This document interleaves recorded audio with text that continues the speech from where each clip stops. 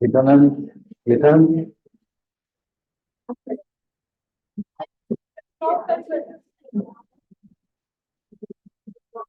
3 number पे।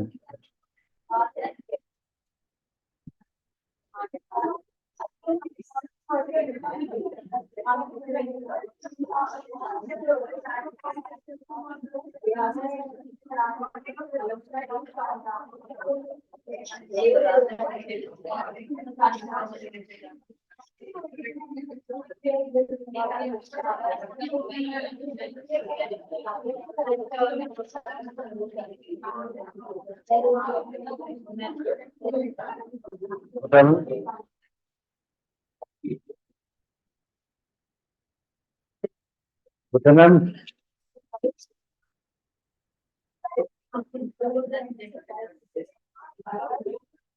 4 number. केड़ो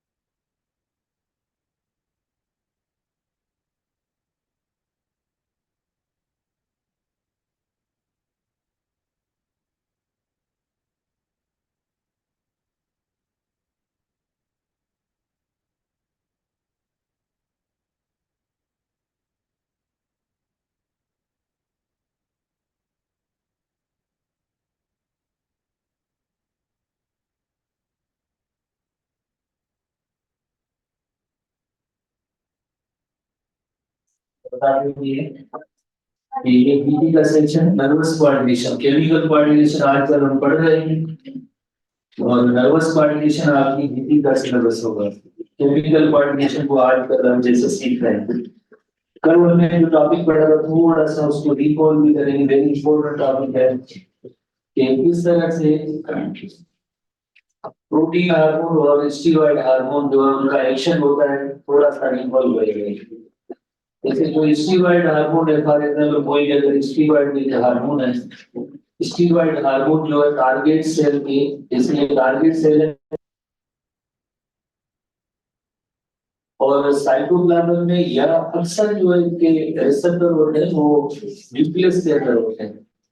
तो इसलिए जब इसको रिसेप्टर मिलता है इस टारगेट सेल को तो हार्मोन और रिसेप्टर कॉम्प्लेक्स है न्यूक्लियस के अंदर भी आते हैं और जेनेटिक मल्टीपल डीएनए उसकी एक स्पेसिफिक सेगमेंट रेगुलर जीन उसको एक्टिवेट करके ट्रांसक्रिप्शन के लिए डीएनए से मैसेंजर आरएनए बनता है और मैसेंजर आरएनए यूरोवेल राइबोसोम्स में आता है और इधर ट्रांसलेशन का अमल होगा। अल्टीमेटली एक polypeptide chain of amino acid that is the proteins की फॉर्मेशन का अमल होगा। प्रोटीन्स नथिंग बट जस्ट कोई एंजाइम होगा जो इस टारगेट सेल को टेस्ट करेगा। तो ये जो इस तरह के हार्मोन्स का एक्शन होता है वो लिपिड इन नेचर होते हैं। वो उनका एक्शन होता है वो जो ऐसे हार्मोन जो प्रोटीन से नेचर होते हैं, जो प्रोटीन हम नंबर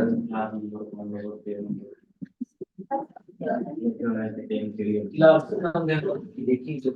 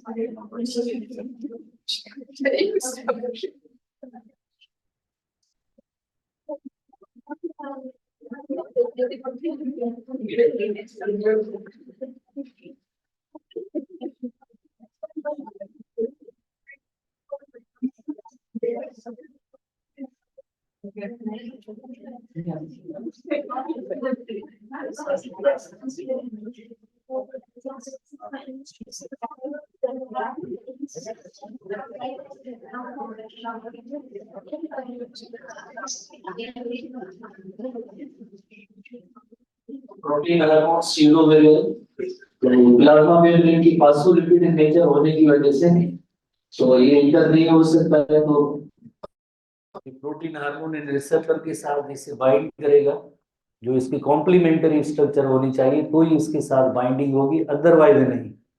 बिकॉज हर हार्मोन हर टारगेट सेल के साथ कोई बाइंड वगैरह नहीं होता है। तो जैसे इसके साथ ये बाइंड होगा, बाइंड होने के बाद एक इनएक्टिव एंजाइम होता है प्लाज्मा मेम्ब्रेन के अंदर, वो एक्टिव फॉर्म में होता है जिसका नेम एक्टिव हो जाएगा यकीनन हार्मोन रिसेप्टर कॉम्प्लेक्स के बाद। उसके नतीजे में जैसे आपको बताया कि एंजाइम है that is called adenylate cyclase enzyme, adenylate cyclase enzyme, cyclase लफ्ज से जाहिर है ये एंजाइम का नेम है, AAC that is the enzyme.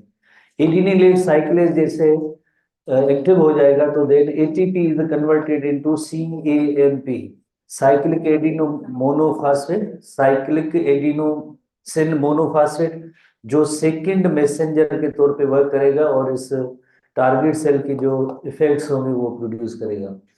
एक लेमन से या कॉमन सा एग्जांपल है, जैसे अगर कोई वेरी नियर एंड डियर जो रिलेटिव्स होते हैं हमारे, तो जाहिर है कोई अगर हमें विजिट करना आता है या किसी ऑफिस में आता है कोई भी पर्सन, तो यकीनन उसके लिए मेन गेट भी ओपन होता है और जैसे उसके लिए कोई रूम भी जैसे अंदर घर का वो भी जैसे ओपन हो जाता है। तो लिपिड इन नेचर होने की वजह से वो हार्मोन जो है न्यूक्लियर मेम्ब्रेन को भी क्रॉस करके अप टू द न्यूक्लियस आता है। अगर जिस तरह से आप देखें इधर जो फास्फोलिपिड मॉलिक्यूल प्रोटीन का है, तो अब इसकी एंट्री मुश्किल है। जैसे एक ऐसा पर्सन जो अनरिलेटेड पर्सन है, यकीनन थोड़ा इंट्रो ये हो गया है कि इस पर्सन का कोई ना कोई काम जरूर होगा, कोई अंदर जानने वाले भी है, तो जानने वाले हैं तो कैसे पता चलेगा? रिसेप्टर के जरिए।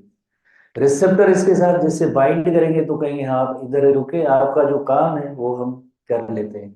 कोई एक बंदा जाएगा, जो भी book pen marker pencil sharpener जो भी देना होता है वो गेट पे जैसे मिल जाएगा उसको, किसके जरिए? थ्रू सेकंड मैसेंजर, इसकी एंट्री की कोई जरूरत नहीं है। तो इस तरह से जो है बहुत ही इंपॉर्टेंट एक जैसे ये टॉपिक है और आपको ये जहन में होना चाहिए, इसमें काफी सारे क्वेश्चंस भी आते हैं, बिकॉज आगे जब हम केमिकल नेचर के बारे में पढ़ेंगे तो यकीनन काफी सारे हार्मोन्स की जो केमिकल नेचर होगी जिसको हम वन बाय वन डिस्कस करेंगे कि ये हार्मोन जो है फॉर एग्जांपल हाइपोथैलेमस के हार्मोन या पिट्यूटरी ग्लैंड के हार्मोन, थायराइड ग्लैंड के हार्मोन, आहिस्ता आहिस्ता पढ़ते जाएंगे, हर एक की केमिकल नेचर याद करनी है। जब केमिकल नेचर पढ़ेंगे तो साथ में ये भी आपको मालूम होना चाहिए कि आइदर ये हार्मोन सेल के अंदर इंटर, टारगेट सेल के अंदर इंटर होगा या नहीं होगा। आप कहेंगे ऐसे सवाल बुक में नहीं है, बिल्कुल नहीं है। मॉडल तो मौजूद है कि लिपिड हार्मोन का क्या मॉडल है और प्रोटीन हार्मोन के एक्शन का मॉडल क्या है, वो तो मौजूद है। तो एनीवे वो किसी भी लिहाज से आपको इन्हें याद करना है। STB बुक पे आते हैं जो मजीद जैसे इसके हवाले से कुछ पॉइंट्स हैं। Chemicals that function as a hormone must exhibit two basic characteristic, hormone की फीचर्स हैं।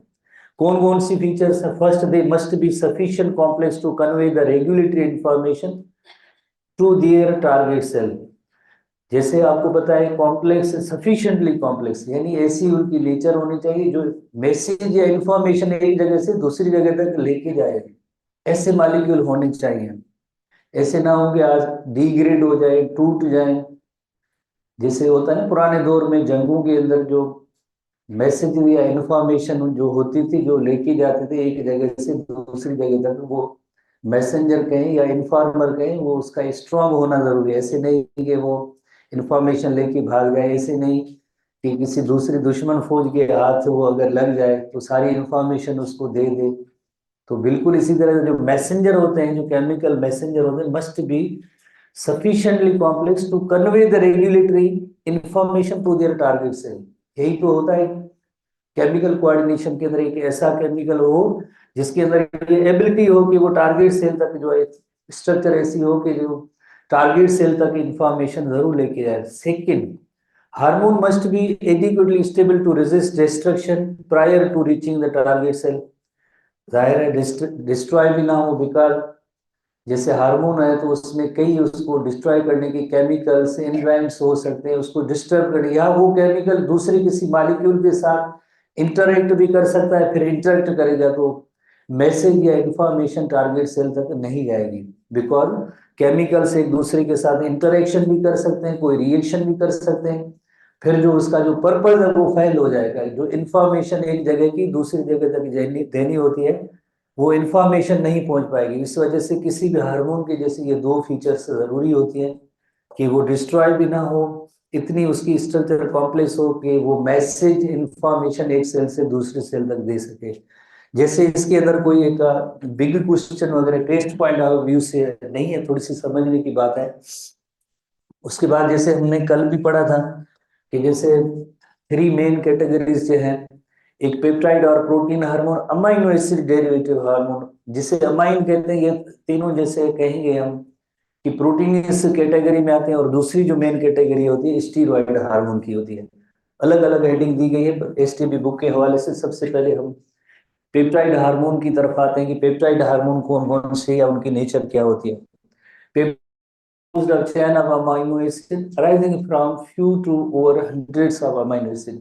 बुक में कोई क्लियर पॉइंट नहीं है, अप टू 200 अमाइनो एसिड जो होते हैं वो पेप्टाइड हार्मोन की कैटेगरी में होते हैं। उसके बाद जैसे ये overall short chain of amino acid है, वो 200 अमाइनो एसिड की कैटेगरी में आएंगे, जिन्हें हम कहेंगे पेप्टाइड कहेंगे। मोर देन 200 होंगे, मोर देन 200 अमाइनो एसिड वाली चेन होगी तो वो होगी long chain of amino acid, जिन्हें हम प्रोटीन और पॉलीपेप्टाइड हार्मोन कहेंगे।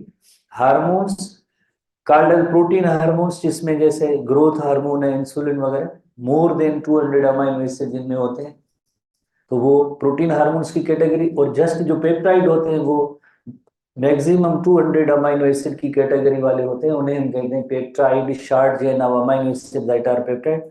और मोर देन जैसे 200 होंगे तो वो पॉलीपेप्टाइड या प्रोटीन हार्मोन्स होंगे।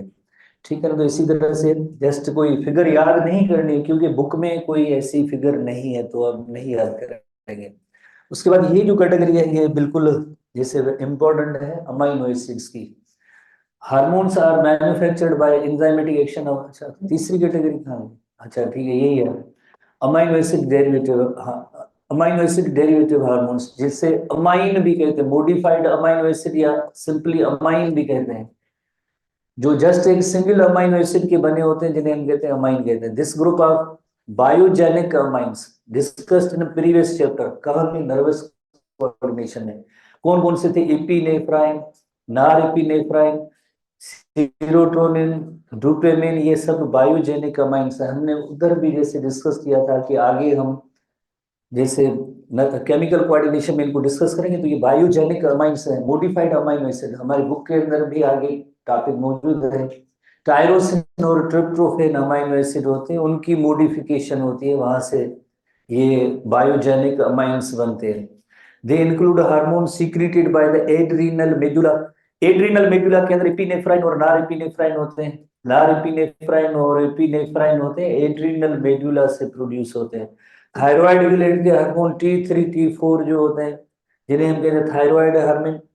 मेलाटोनिन हार्मोन, पहला मेलाटोनिन हार्मोन पाइनियल ग्लैंड से मेलाटोनिन हार्मोन, जो हमारे बुक में, इस बुक में जो है बायोलॉजिकल क्लॉक को मेंटेन करने में इसका एक इम्पोर्टेंट रोल होता है। तो ये melatonin hormone, T3 T4 hormone, इपिनेफ्राइन, नार इपिनेफ्राइन, ये सब जो हम सिंगल मॉडिफाइड अमाइनो एसिड से बनते हैं। आगे नेक्स्ट में ये सब चीजें मौजूद हैं। तो नेक्स्ट हम पॉइंट पे आते हैं, नेक्स्ट पॉइंट पे आते हैं, दैट इज अब देखिए सबसे पहले आप ये जहन में रखें कि कौन कौन से अमाइनो टायरोसिन अमाइनो एसिड होगा। टायरोसिन में एपिनेफ्राइन और नॉन एपिनेफ्राइन बनेंगे। Tyrosine amino acid modified amino acid, इसमें एपिनेफ्राइन और non epinephrine. Tryptophan hormone produce होगा। पहले सबसे पहले ये दो चीजें ध्यान में रखें। पर एक ऐसी कैटेगरी है कि secreted by adrenal medulla are derived from tyrosine amino acid known as catecholamines. ये केमिस्ट्री के हवाले से जैसे हम एक टर्म सीखेंगे कैटेकोल, जैसे ये एक शायद आपने आर्गन होगा डाई हाइड्रिक फिनोल है, OH ग्रुप 2 है ये कैटेकोल। कैटेकोल अमाइन, अमाइन का मतलब क्या है, मॉडिफाइड अमाइनो एसिड। ठीक है, ये फंक्शनल ग्रुप जैसे उसमें डाई हाइड्रिक फिनोल होगा तो पढ़ा है, नहीं पढ़ा है तो यकीनन वो कैटेकोल होगा। और प्लस में मॉडिफाइड अमाइनो एसिड तो क्या है, जैसे यकीनन जो ये डोपामिन है, ये फार्मूला वगैरह की जरूरत नहीं है।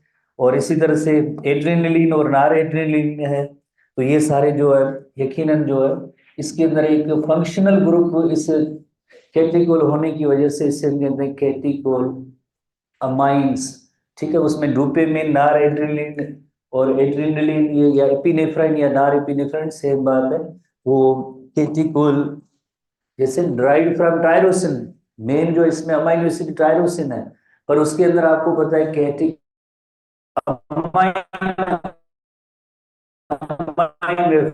अमाइनो एसिड, तो दे इंक्लूड उसके अंदर एपिनेफ्राइन और नॉर एपिनेफ्राइन है। ठीक है, जस्ट केयर ध्यान रखना है। इसी तरह से आप देखें एक और टायरोसिन हार्मोन की जो उसमें से जो ओरिजिन होती है हार्मोन की, वो थायराइड हार्मोन की है। थायराइड हार्मोन को आप किस कैटेगरी में रखेंगे? अमाइन प्रोटीन किस लिपिड अमाइन में रखेंगे। नेक्स्ट पेज, उसमें आप थोड़ा सा ये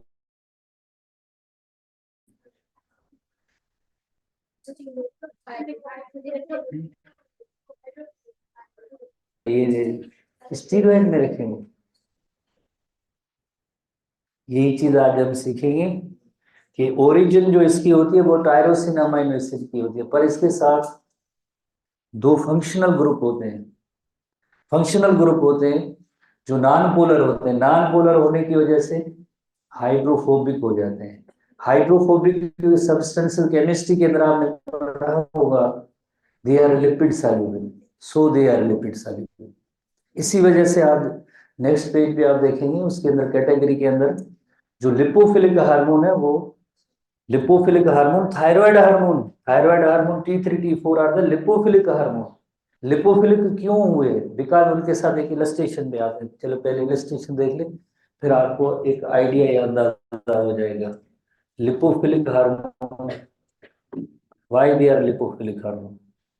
लिपोफिलिक हार्मोन इस तरह से हुए, जैसे ये आप देखें ये अमाइनो एसिड है, टायरोसिन है, उसके साथ जो है एक जैसे फिनोल ग्रुप होता है और एक बेंजीन रिंग होती है, दो जैसे उसमें ऐसे जो एक फिनोल ग्रुप हो और बेंजीन रिंग अटैच होती है।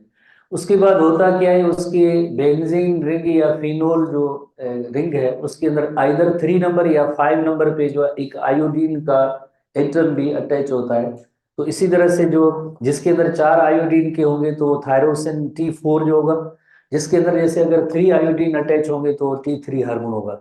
मेन इसकी कंस्टिट्यूशन में क्या शामिल है? मेन कंस्टिट्यूशन में इसमें शामिल है कि टायरोसिन अमाइनो एसिड है, पर इसके साथ जैसे आपको पता है कि बेंजीन रिंग या बेंजीन रिंग जो, ठीक है ना, functional group is considered as lipophilic effect is non polar. तो ये बेंजीन रिंग जो है नॉन पोलर है, इस वजह नॉन पोलर होने की वजह से ये हाइड्रोफोबिक हो गया है। बेंजीन फोबिक हो गया है। और ऐसे सब्सटेंसेस आपको पता है कि लिपिड सॉल्युबल होती हैं।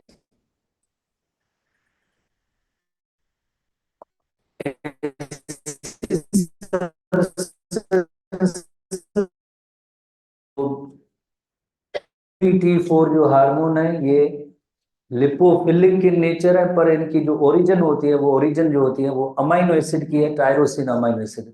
ठीक है, कोई ऐसी स्ट्रक्चर वगैरह आपको याद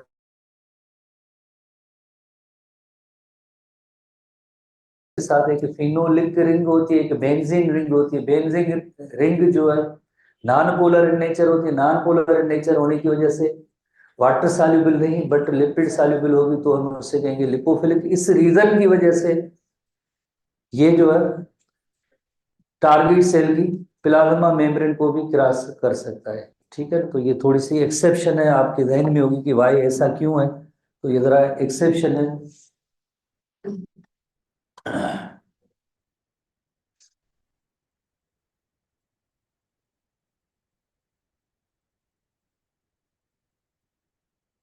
अच्छा, तो उसके बाद जो स्टीरॉयड हार्मोन की सेक्शन की तरफ आते हैं। स्टीरॉयड हार्मोन, स्टीरॉयड हार्मोन यकीनन आपको पता है कि कोलेस्ट्रॉल से ही जो है स्टीरॉयड हार्मोन बनते हैं, जिसके अंदर ये सेक्स हार्मोन है testosterone, oestrogen, progesterone, aldosterone. Aldosterone hormone is produced by adrenal cortex and cortisol. Cortisol भी एड्रीनल कॉर्टेक्स है, वही जो है प्रोड्यूस करता है। तो यानी टेस्टोस्टेरोन हो या ईस्ट्रोजन हो, ये गोनेड्स हार्मोन जो प्रोड्यूस करने वाले वो है।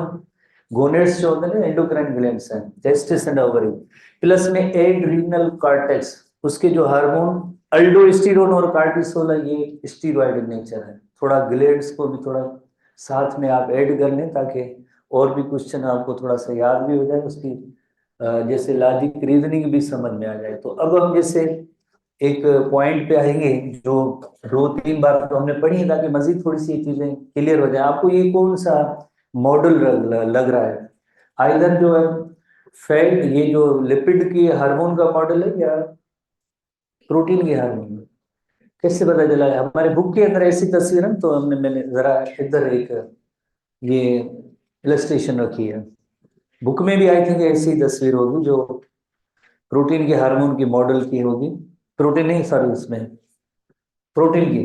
तो यू नो वेरी वेल, जैसे ये पेप्टाइड हार्मोन है, पेप्टाइड हार्मोन है तो रिसेप्टर के साथ बाइंड होगा। रिसेप्टर के साथ बाइंड होने के बाद जैसे हमारे यहाँ जैसे एक ही जैसे पॉइंट है कि भाई एटीनिलेट साइक्लेज एंजाइम की वजह से एटीपी भी कन्वर्टेड इनटू सीएएमपी, जो सेकंड मैसेंजर होता है।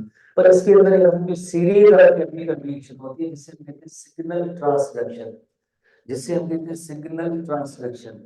सिग्नल ट्रांसडक्शन का मतलब ये होता है कि जो आउटसाइड एक मैसेज होता है, जो किसका मैसेज है, मैसेज हार्मोन का, उस मैसेज को जैसे टारगेट तक अंदर जो इसका फंक्शन है वो उसको परफॉर्म करना होता है, जिसे सिग्नल ट्रांसडक्शन।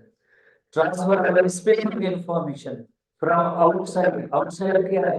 आउटसाइड जो पेप्टाइड हार्मोन है after the target cell to elicit cellular response. Cellular response में क्या है? Cellular activity initiate independent via the action of secret messenger. वो इस सेकंड बार के वो पर्सन जैसे गेट से ही बाहर घर के अंदर एंटर नहीं हुआ, एक पर्सन जो गेट पे गया था रिसेप्टर उसको आइडेंटिफाई किया, उसके बाद उसने घर के अंदर एक दूसरे तीसरे चौथे पांचवें बंदे को बुलाया, वो फलां चीज लेके आए, फलां चीज लेके आए, एक ने दूसरे को, दूसरे ने तीसरे को, चौथा, और अल्टीमेटली जो टास्क था वो किसके कहने पे हुआ? कहने पे जो बाहर में बंदर खड़ा है उसके कहने पे सारा हुआ।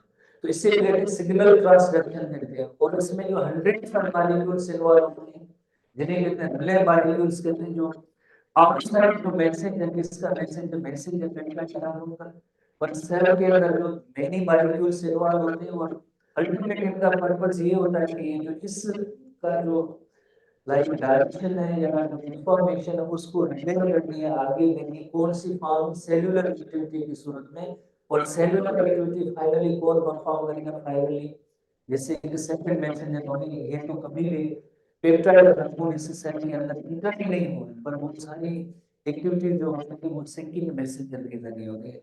इसे हम कहते हैं सिग्नल ट्रांसडक्शन नहीं है, दिस इज सिग्नल ट्रांसडक्शन, जिसमें काफी सारे सेल के जो मॉलिक्यूल होते हैं इस बाहर के आउटसाइड मॉलिक्यूल की जो इंफॉर्मेशन होती है उसको आगे कंडक्ट करते हैं ताकि कोई सेल्यूलर एक्टिविटी हो।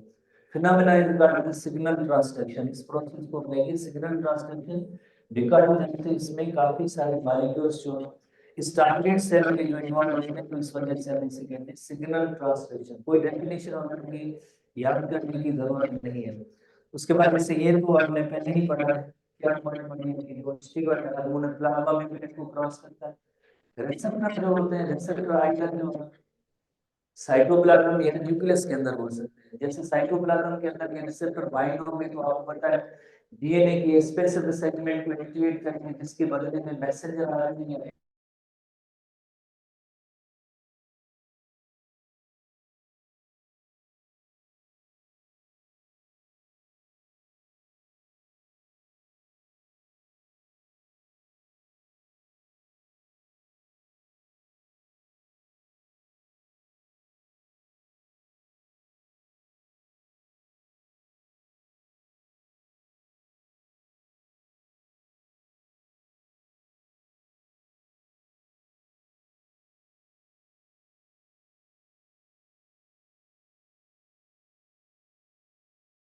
सिर्फ मैसेंजर की वजह से होती है। तो इस तरह से जो प्रोटीन और स्टीरॉयड हार्मोन की एक्शन को जो है थोड़ा सा कंपेयर करेंगे और उसके बाद से नेक्स्ट एचटीबी की heading एचटीबी in human cells have a blood supply hormone enter the bloodstream they reach near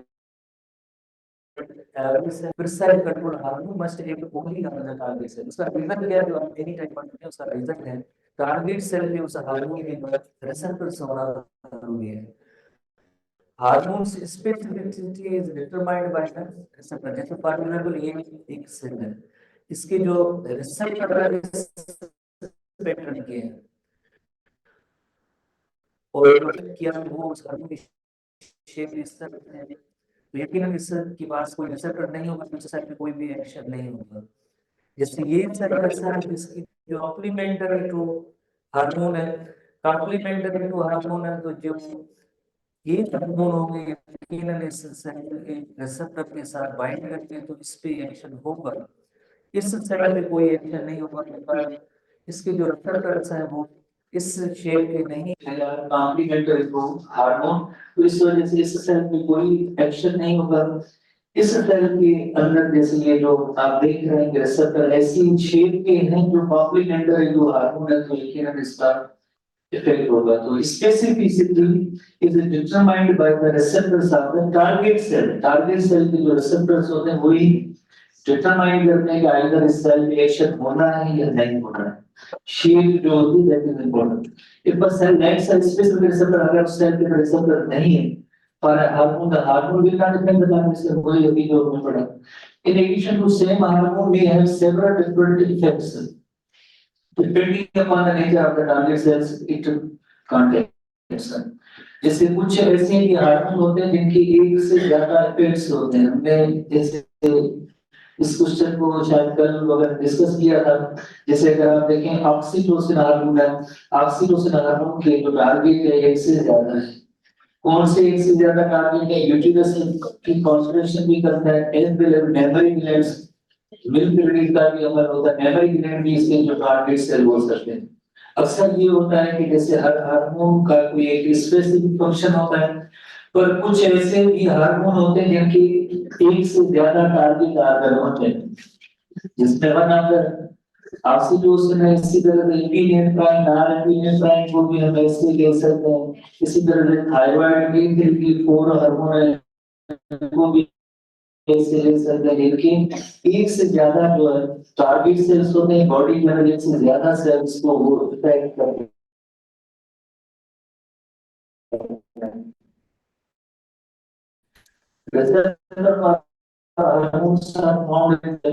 उनकी टारगेट सेल की रिसेप्टर होते हैं उससे इनसाइड द सेल होंगे, इनसाइड द सेल होंगे, आइदर इन साइटोप्लाज्म भी हो सकते हैं या न्यूक्लियस के अंदर भी हो सकते हैं, डिपेंड करता है किस कैटेगरी का हार्मोन है।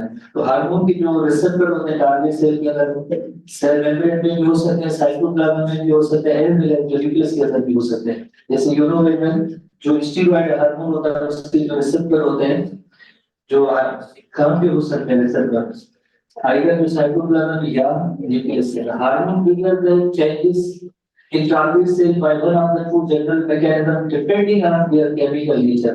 You know very well एक जो है हाइड्रोफिलिक, थोड़ी देर पहले हमने एक थोड़ी सेक्शन में पढ़ा था। हाइड्रोफिलिक जो पोलर होते हैं तो प्रोटीन जो पोलर नेचर है तो जाहिर है वो अलाउ नहीं होगी कि वो उस प्लाज्मा मेम्ब्रेन को क्रॉस करे।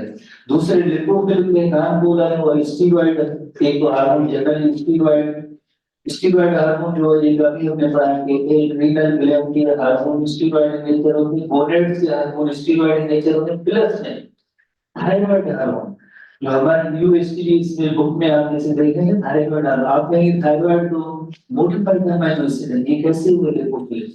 तो बिकॉज़ टायरोसिन जो अमाइनो एसिड है उसके साथ दो रिंग्स हैं, एक फिनोलिक रिंग है और दूसरी बेंजीन रिंग है। बेंजीन रिंग जो नॉन पोलर होती है और नॉन पोलर आपको पता है नॉन पोलर होने की वजह से जैसे हम उससे कहेंगे कि ये लिपोफिलिक है, सिंपली इतना रीजन है, बुक के अंदर ऐसी कोई बात नहीं लिखी हुई है और हमेशा स्टूडेंट ऐसे कंफ्यूज होते हैं। तो एक ही जगह पे हमने पढ़ा है थायराइड हार्मोन अमाइन है और दूसरी जगह भी पढ़ा है कि ये लिपोफिलिक को कैसे हुआ, तो उसका रीजन ये है। ठीक है, तो प्रोटीन हार्मोन जैसे आपको पता है लिपोफिलिक है, soluble in water but insoluble in lipid, hence these hormones cannot cross the blood membrane, many times हम discuss कर चुके हैं। Instead they protein receptor protruding from the outside the surface of the target cell। अभी हमने illustration में भी देखा cell membrane के जो बाहर में उनके रिसेप्टर्स मौजूद हैं। In general primary messenger bind to the surface receptor. Primary messenger क्या होता है? Primary messenger that is the hormone. Hormone primary messenger किसे हम कहते हैं? First messenger. और जो CAMP होता है वो उसका सेकंड मैसेंजर हो जाता है। Bind to the surface receptor trigger the rapid and short term response. तो इसी तरह से फौरन जो उसका कोई ना कोई उस टारगेट से रिएक्शन होगा, जो भी एक्शन है। सो प्रोटीन हार्मोन्स की category second messenger system is used यार अब उसके अंदर हार्मोन तो वो इंटर नहीं हुआ सेल के अंदर, system hormone binds to the receptor, the shape of the receptor is altered. जाहिर है हार्मोन और रिसेप्टर के साथ जब बाइंडिंग हुई तो शेप में डिफरेंस आ जाएगा। Triggering the series of biochemical reaction जो थोड़ी देर पहले हमने पढ़ा था सिग्नल ट्रांसडक्शन की हेडिंग में, series of biochemical reaction signal transduction हो alter the activity of cell. कैसे alter the activity of cell करेंगे? सेकंड आखिर में सेकंड मैसेंजर की वैल्यू हुई जी उसकी अल्टर या वैल्यू है। In many cases the binding of hormone on the receptor activates the enzyme. कौन सा एंजाइम जो पहले ही पढ़ चुके हैं प्लाज्मा मेम्ब्रेन की गलती एक्टिवेटेड एंजाइम होता है जिसका नेम है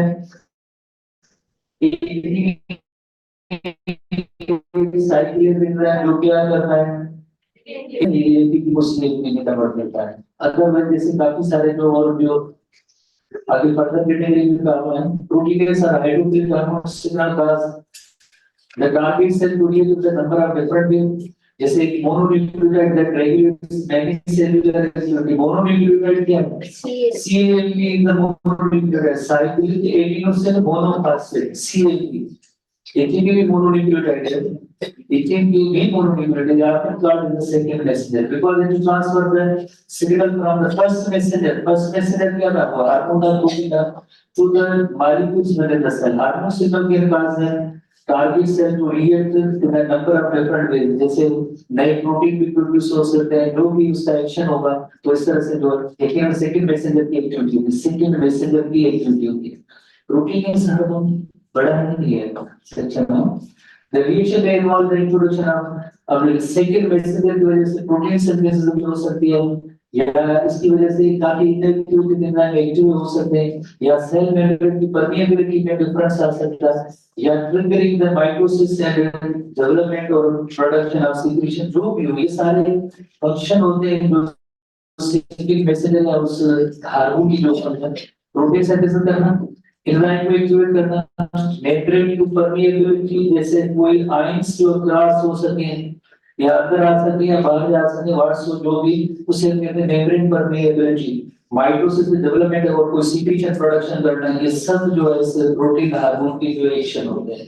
आफ्टर जब थोड़ा लिपोफिलिक हार्मोन की तरफ आते हैं स्टीरॉयड हार्मोन, लिपोफिलिक जो कैटेगरी है lipophilic steroid hormones against thyroid hormone very clear. Thyroid hormone से T3 T4 हार्मोन है ये थायराइड हार्मोन, स्टीरॉयड हार्मोन से गोनेड्स से और एड्रिनल कार्टेक्स से हार्मोन है स्टीरॉयड हार्मोन है। इनको पहले तो लिखे थे लिपोफिलिक, हालांकि थायराइड हार्मोन T3 T4 एक अमाइनो एसिड के बने होते हैं मॉडिफाइड होते हैं पर ये क्या है, लिपिड सॉल्युबल होने की वजह से इन्हें हम कहते हैं lipophilic paper. They are therefore able to diffuse into the cell membrane and binds to receptors inside the cell and thyroid hormone alter the activity of the genes. Alter the activity of genes का मतलब क्या है?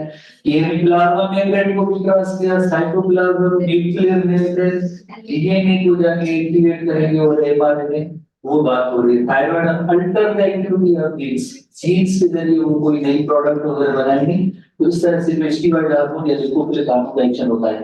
वेस्टिबल hormone या lipophilic hormone का action इस तरह से होता है। तो they may take minutes to days for the hormone to exert full effects, और hormone bind to the protein receptor in the nucleus, जैसे अक्सर जो है जैसे न्यूक्लियस के अंदर है, साइटोप्लाज्म के भी उसके अंदर hormone, the receptor hormone complex binds the DNA inside the, ये जो DNA से mRNA, mRNA से जो राइबोसोम की तरफ है, राइबोसोम देख जो प्रोटीन से देख बनाया, आप सब समय में एक अलग से भी चैप्टर पढ़ा हुआ है।